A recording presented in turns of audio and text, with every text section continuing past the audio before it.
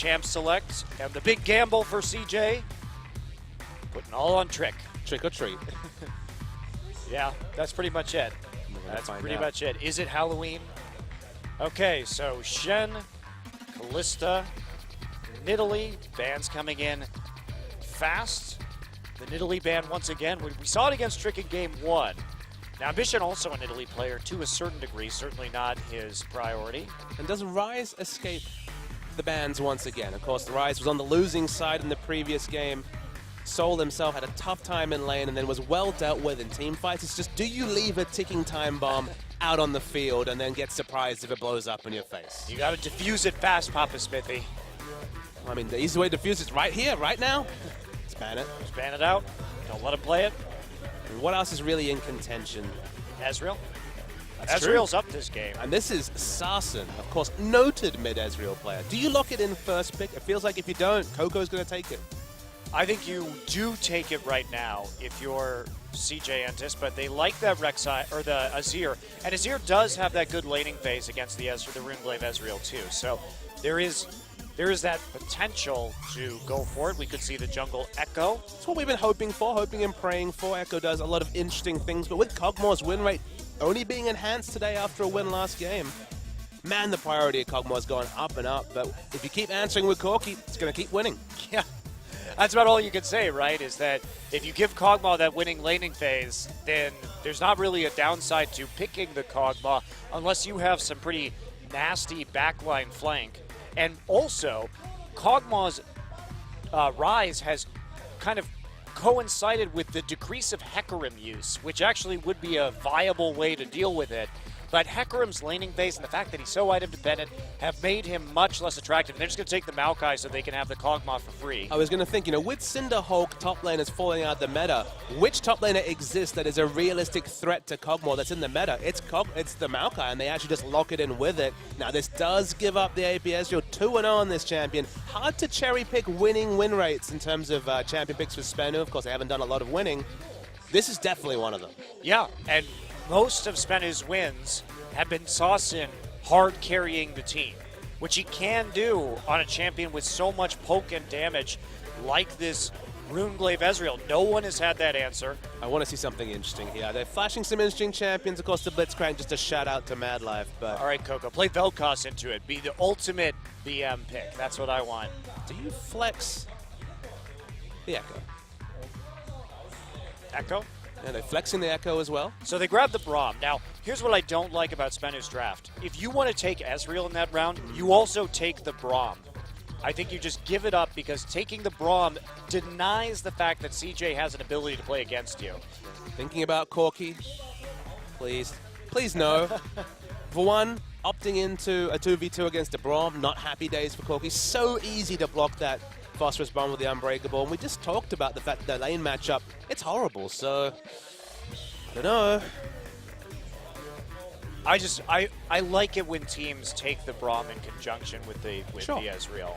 Otherwise, you just give people too many tools to deal with it. We haven't even seen the mid lane yet, so, and we've seen also Anarchy try and flash that Yasuo to dissuade any kind of Ezreal mid usage. I'd be very excited to see the Olaf that we've been kind of hoping and praying for. I mean, Smite teleport Olaf was kind of a whisper in the wind a few patches ago, but never saw it, at least in Champions. And look at that last bit. They certainly did flex the Echo, as Twisted Fate from Coco is the answer. Well, I don't think Echo is really mid-viable on this patch. It did lose a lot of its actual assassin power with the nerfs. So you're playing it mostly for utility these days, and the fact that you still have damage even though you don't have to build AP with your passive. So the frontline threat is, I mean, they have so much tankiness in the front here and so much zone control, CJ does, and they have the ability to make plays onto 2 lanes with crowd control with TF. That is pretty brutal. Ambition is going to be sitting in the back and being envious of the lanes that Trick has to gank, because what do you want if you're an Echo and you're ganking lanes? You want CC targeted in the lanes. Twisted Fate, Maokai both having targeted CC. Oh, you just throw out the parallel convergence. It's so easy. It's point and click almost, and then the kills start coming. I really like this team composition. It's CJ. excellent. I was going to say, really, really good. This is, for a red side draft, beautiful. Yeah, just saving the TF until the end, too. They have a way to block a lot of APS's damage with that Unbreakable from Mad Life. There's the poke. It's very easy to itemize MR here for CJ with these mega tanks in the front line. And they have so many just ganking options, so many engage options, so many kiting options with how many zones they can control at one time. This is CJ. This is a totally meta comp with the rise of TF. And we are going to get in the game. We'll see how CJ can play it out.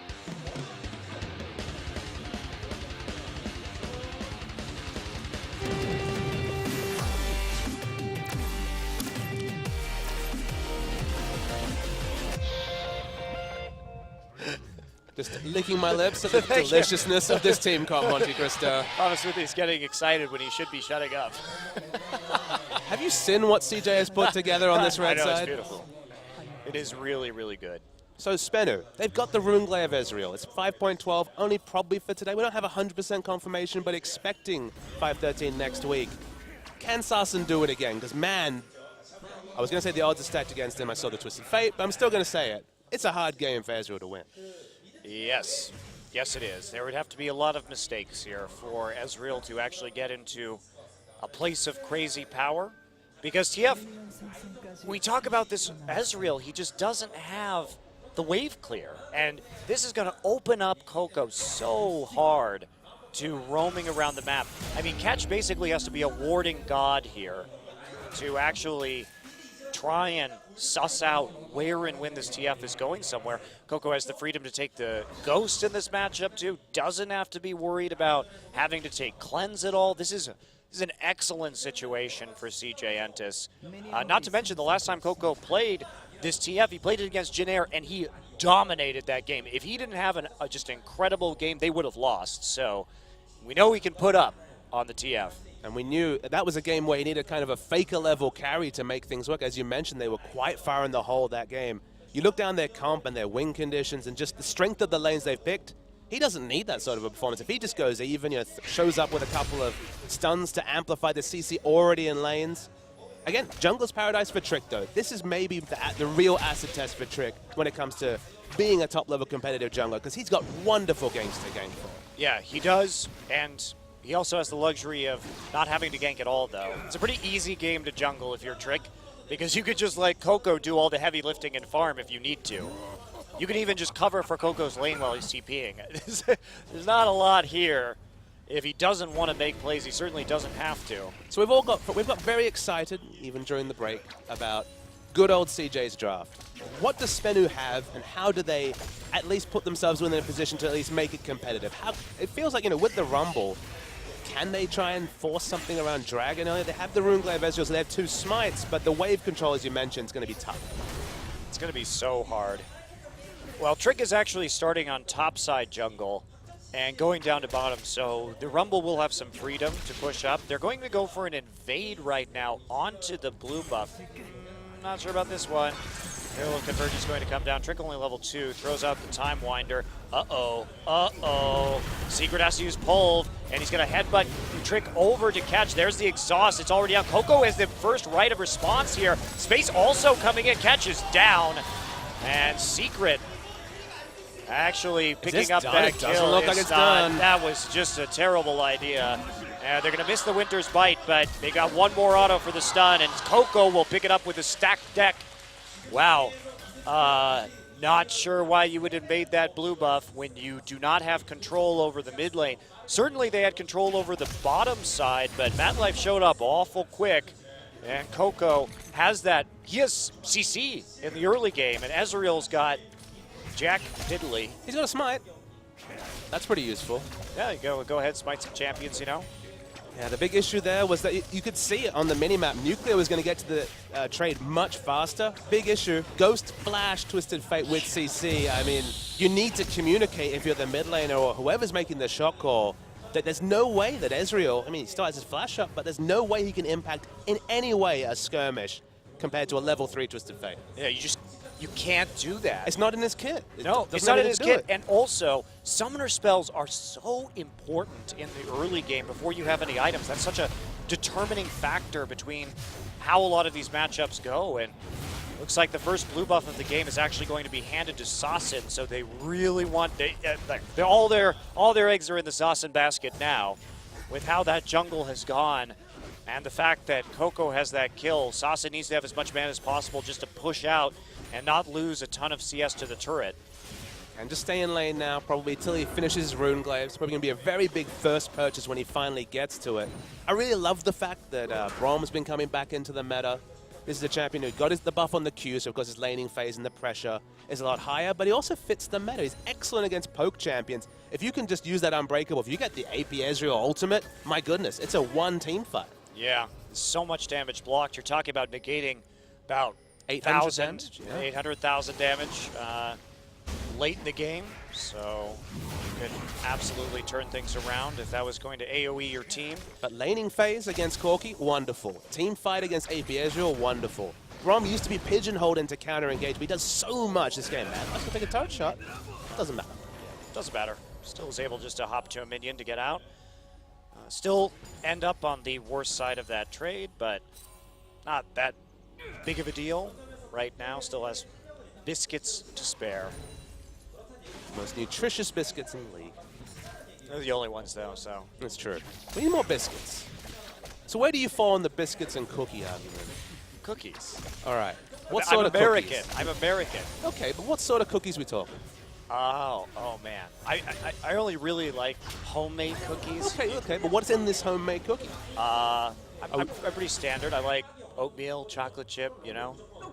Nothing too crazy. Don't like white chocolate. It's too sweet. Is that just a standard rule or white chocolate cookies? White chocolate in general. Fair enough. Too sweet.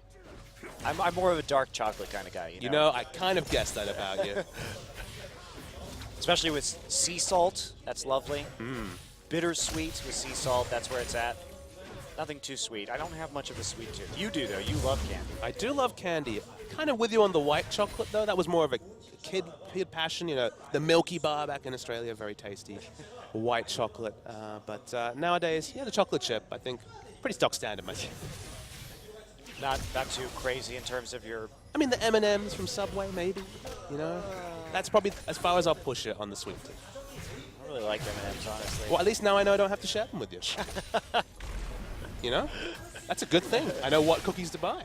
That's great. I'm glad if you can find good cookies in Korea. They're not really big here. Okay, well, Ketch just going to get out of the mid lane as Coco and Mad Life coordinate their pink ward clearage. Plus, you call them biscuits. I mean, come on. I call them Tim Tams, but that's a bit more specific, very Australian.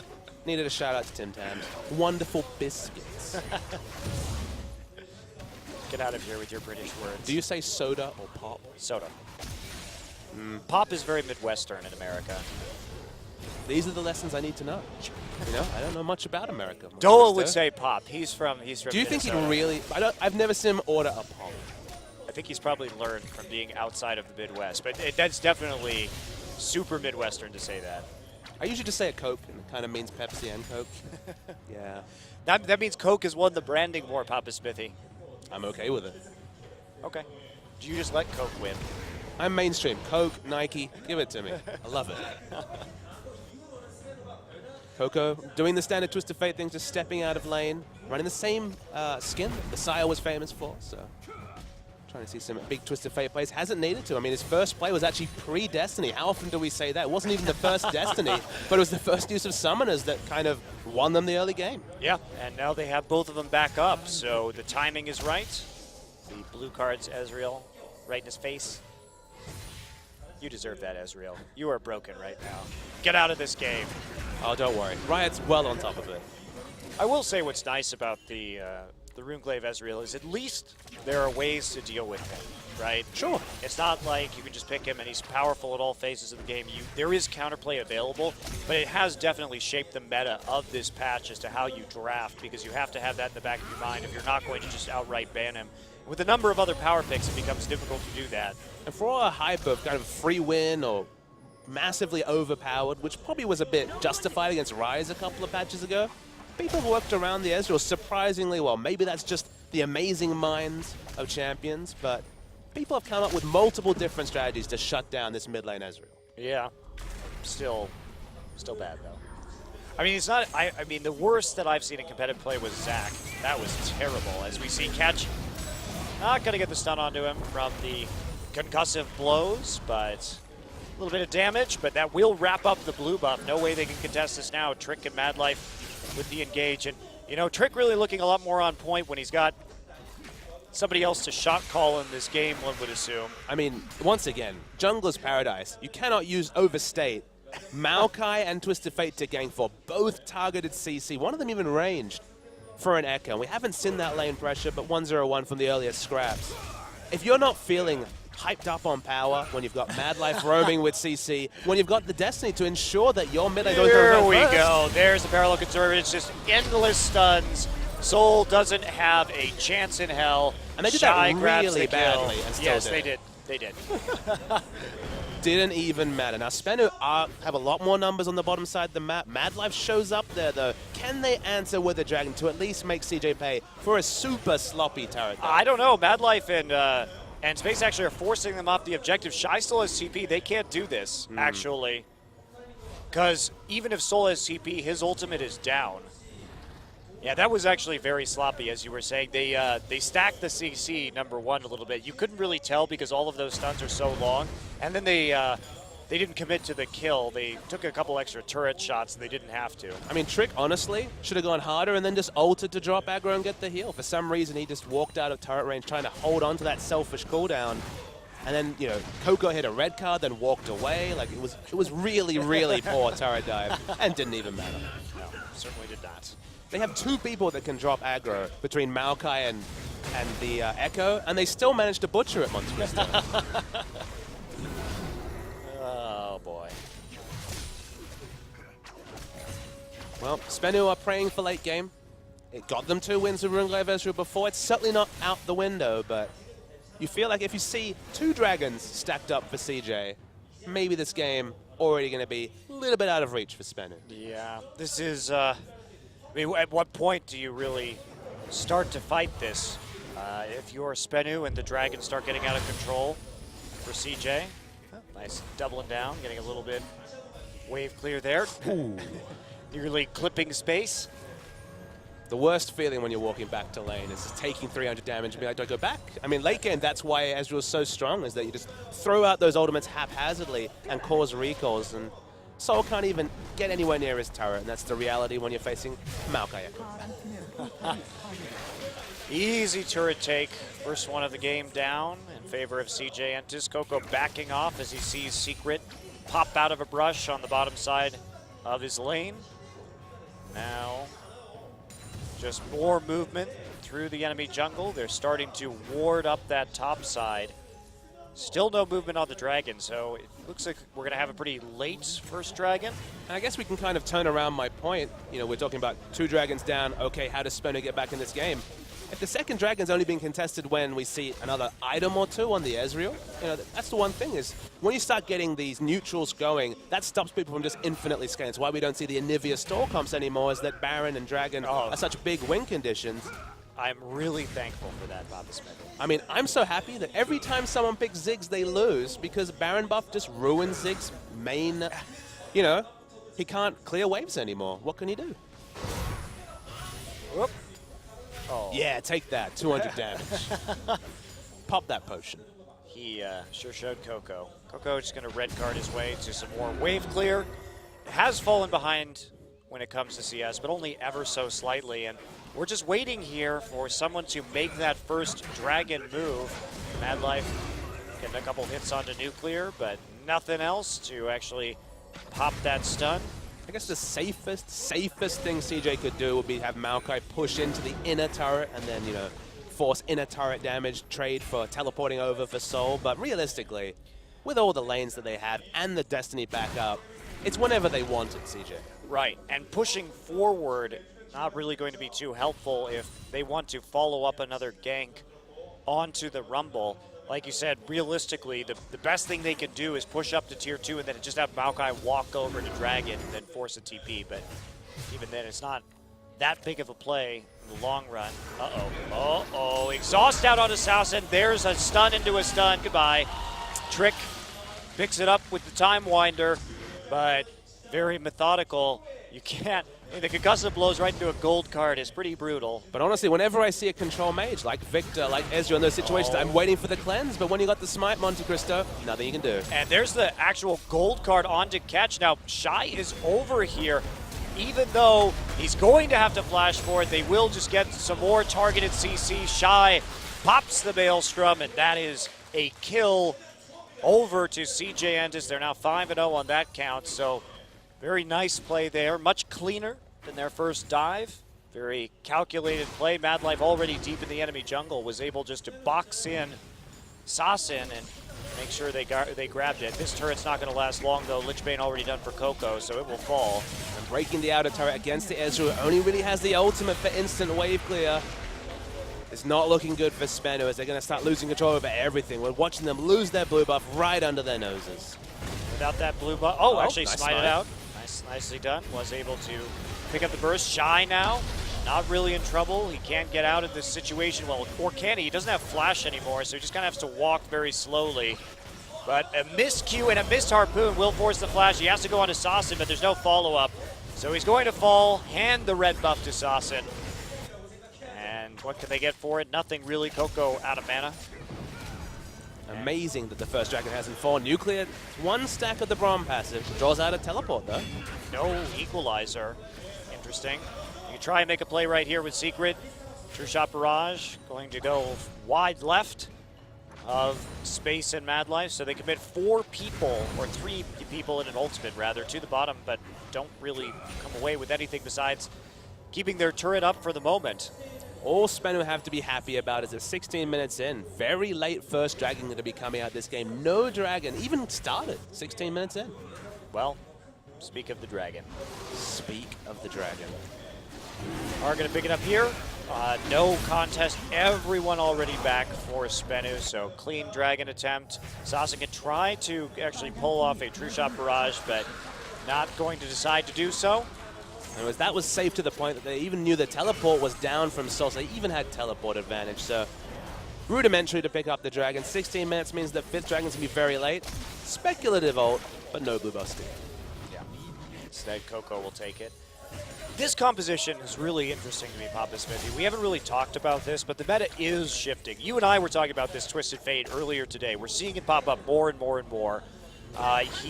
He suffers when it comes to assassins, but when assassins are way down in the meta, TF inevitably makes his return because he has so much presence and utility. And that's what we're seeing right now. If you can safely pick the Twisted Fate, if you're not worried about a Fizz mid, and also, AP Fizz isn't as good as he used to be either. Still going to be solid against the TF because you can dodge the pick a card, but it's not as good as it once was. Even that classic laning matchup isn't as good because if you miss the fish, you used to have immense kill pressure. Don't have any more. 2 teleports coming through. One of them, the Destiny. Oh, goodbye, Nuclear. No chance. CJ just playing this to a T. And when you have this much mobility, I mean, there's just so much you can do with this composition. With the Kog'Maw coming back against current AD laners, he has that dominant laning phase. You have so many options for crowd control with TF and Echo and Braum. You can block the poke composition. So, CJ, this is the composition we're going to be seeing more of in the future. We see Catch taking 2 auto attacks, not going to get stunned up. I think it's one of those classic League of Legends, meta changes. When you have next patch going to be more sustained mid laners in terms of sustained damage with the Rylai's and Leandra's getting strong. Twisted Fate, Kog'Maw are always going to rise when assassins are out of the meta, and that's what we're seeing right in front of our eyes. Yeah. And likely, too, we're not going to see that many meta shifts before Worlds, really. I think this AP itemization, I don't have any inside info, but I think this AP itemization is probably the last really big change we're going to see because Riot is very adamant about not making these huge changes immediately before the World Championship. And if you remember, especially last year, we came in to Worlds on the same patch for the same patch was there for 2 months. It was a really long time in the lead up and then during the month-long World Championship itself. And considering that is knocking on the door right now, we'll probably not see too many changes. I just love the fact that the Kog'Maw picks in particular make so much sense with the last, say, 4 or 5 patch cycles. So when the Assassin meta was in, no Kog'Maw. Enough said, we understand that. Cinderhulk top laners, another wonderful way of dealing with a Kog'Maw and his lack of escape. They're out of the meta. No Shyvanas, no sign of no Sejuani. All these champions keep getting pushed out of the meta, and suddenly backline threat just gets less and less prevalent. You know, that's why we see champions like Jace, champions like Ezreal, the poke meta we're talking about. Now we're going to see sustained damage mid laners. We're going to see the Rylai's, the Andrews mid laners. That's why people say, what about Graves? Maybe it's time for bursts to come from the AD carry role, because no one else is going to provide it. There's no LeBlanc anymore. Literally, the mid lane assassin meta is the occasional Zed and the occasional Fizz. Yeah, that's it. There's nothing left. Should be fun to see, though. You know, we're also talking, what about the Vel'Koz? What about an excellently Andrews Rylai's user? Yeah. Brand? Can we dream about the mid lane Brand one time? Yeah. Certainly possibilities coming forward. And then do they need to buff LeBlanc to deal with these pesky control mages? Hey, I'm okay with it. I love watching LeBlanc. I don't know what everybody else's problem is. No LeBlanc, much good stuff. It's gone. It's gone. It's never coming back. It's probably coming back.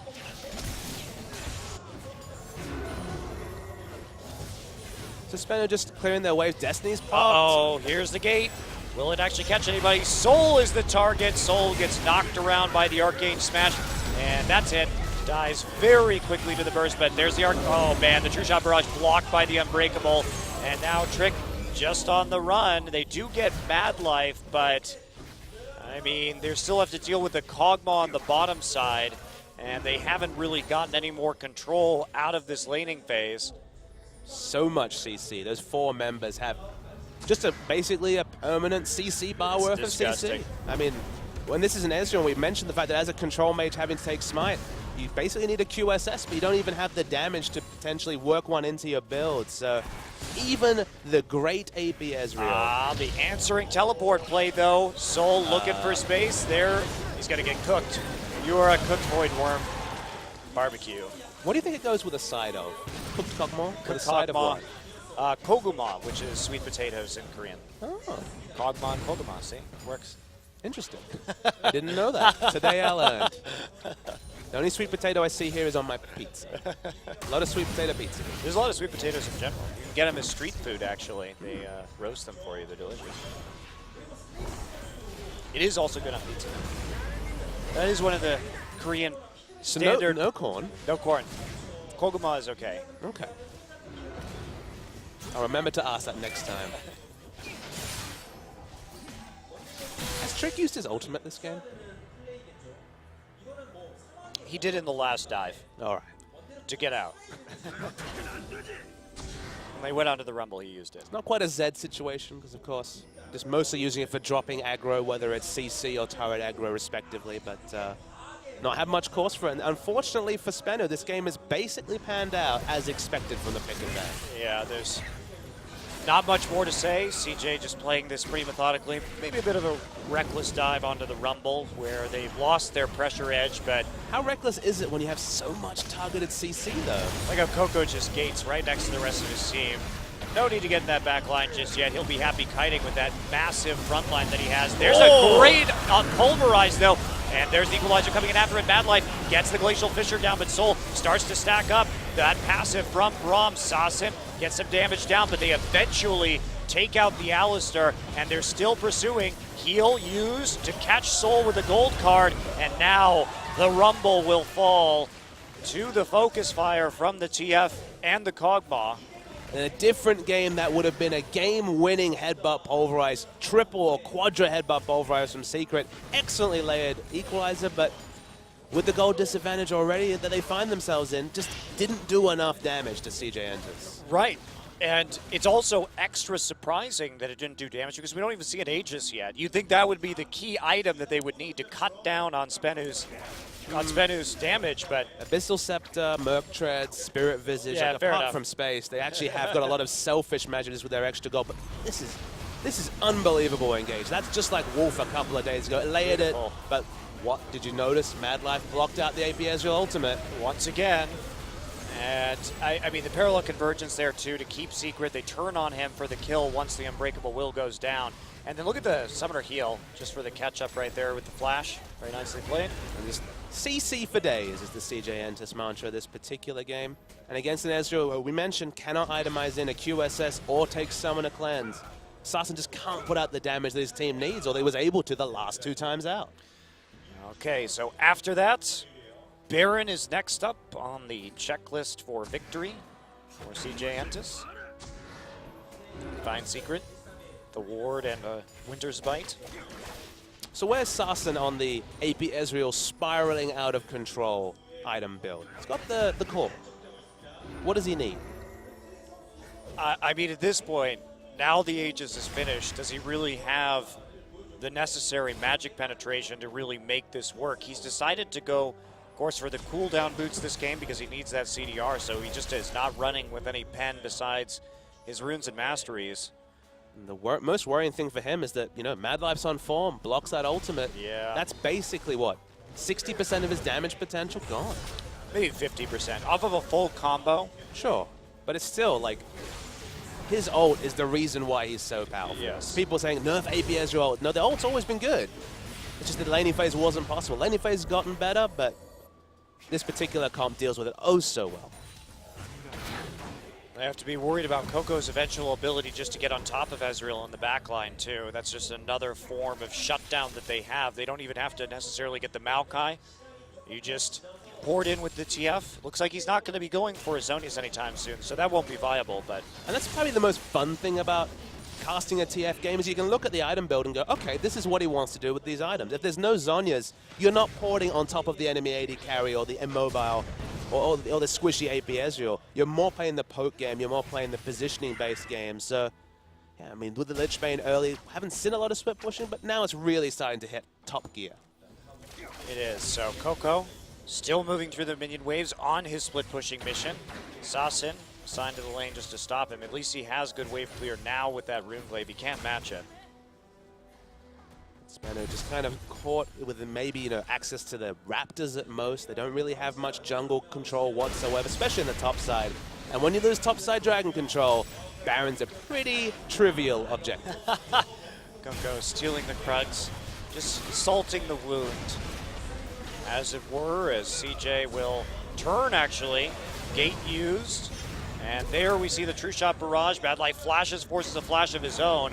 Mad Life moving backwards right now. Coco did gate up into the top side of the mid lane, but CJ can't actually finish the Baron off of that. Surprising to me that that was enough pressure to actually cause them to get off the Baron. I mean, they had the extra vision, they had the permanent vision for the 8 to 10 seconds of the gate, but still chose to back away, obviously respecting the potential damage coming through from the likes of the Equalizer. Trick was very low, too. He had been tanking that Baron without Shy because Shy was still in the lane, in top lane, so they were trying to sneak it out. If they had Shy there, I think they probably would have gone back Shy earlier, that is. And now the death cap for Coco. He is a frontline killer this game. He just wants to kill the Rumble every time. And the Alistar. Death cap for Coco. Death cap for Coco. If Dolan was God. here, he'd talk about one of his many emo rock bands.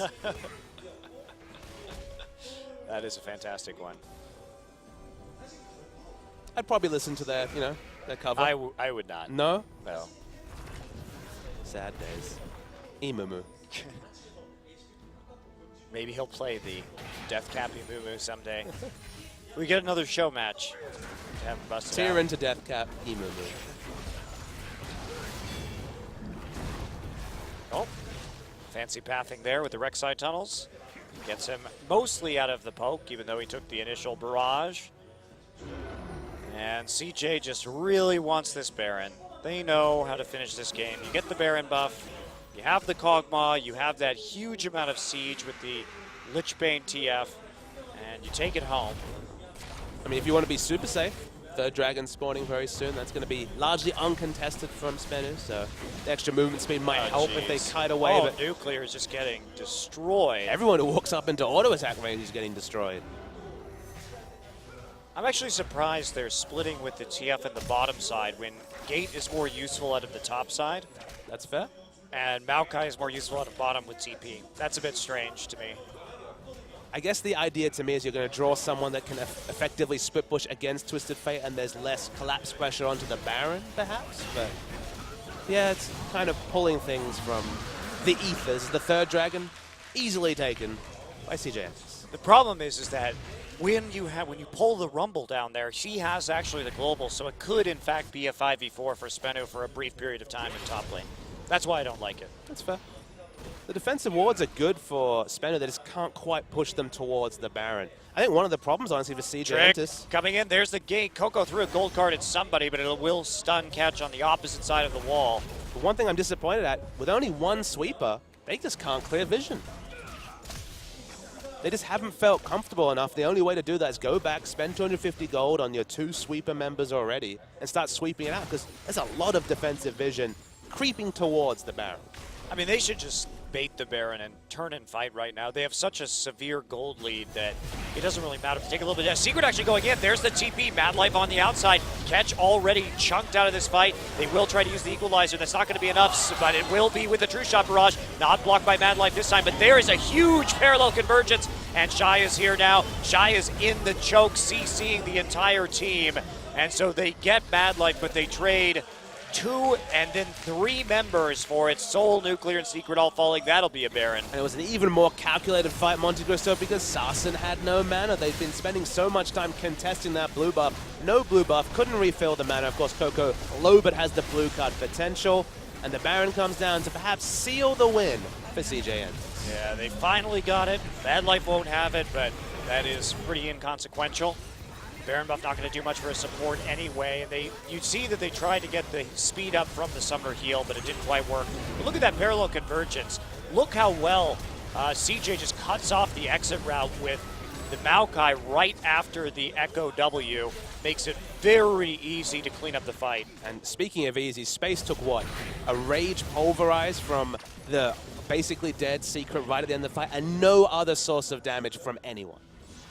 Space has been very well protected. It's the reality of the Kog'Maws. You know, you don't see the Shyvanas, you don't see the Mundos, you don't see the champions that can kind of run and force Kog'Maw to make bad positioning moves. Maybe a bit of a surprise we don't even see the Jinx, because it feels like hyper carries, they're back in the meta. Oh, nice block from Mad Life, but he anyway. gets it anyway. Sarsen. So saucy. That was probably the most equal contest we'll see for the rest of this game. That was cool. That was cool. So even the AB Ezreal doesn't have the wave against his Baron buff minions. Lichbane, Twisted Fate pushing in with the Baron buff minions. Full court press from CJ as we see Kog'Maw pushing the top lane.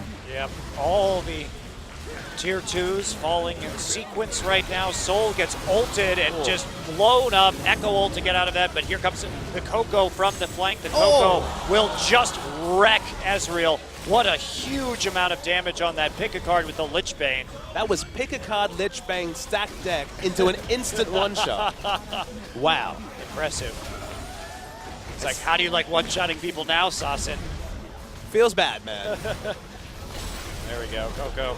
Just keep on moving through, zoning out with his utility and his crowd control. Coco's going to get on, but not much hope as Space is there to blow up catch him. CJ Antis will take the last 2 games quite convincingly to complete this series 2-1 after falling down to Spenu with their sub-roster in the first game. Yeah, the strategy of throwing in the Goon squad to try and pick up a win didn't work. 3 substitutes, certainly too many. Maybe 1 or 2 and they could have made it competitive, but credit to Spenu. Once again, that's 3 series in a row that they've won a game. It's just the moment that the real guys came in, the moment that the substitutes were out of the lineup, CJ Antis looked comfortable in both their victories. Yeah, they did. Taking a look at this replay on our monitors right now, we're watching Sarsen's health bar off of Stack 1 deck. car. There's the stack deck. It was 4/5 of his health. He has 600 health after that. And remember, this is a level 17 Ezreal. 584 health out of over 2,000, 2007. So that was an auto attack that did 3/4 of his life. 1,500 damage auto attack. And stunned him. Are you sure that Twisted Fate's not the champion that Riot needs to look at? Yeah, finished off with 1 wild card after. Wow. Well, that was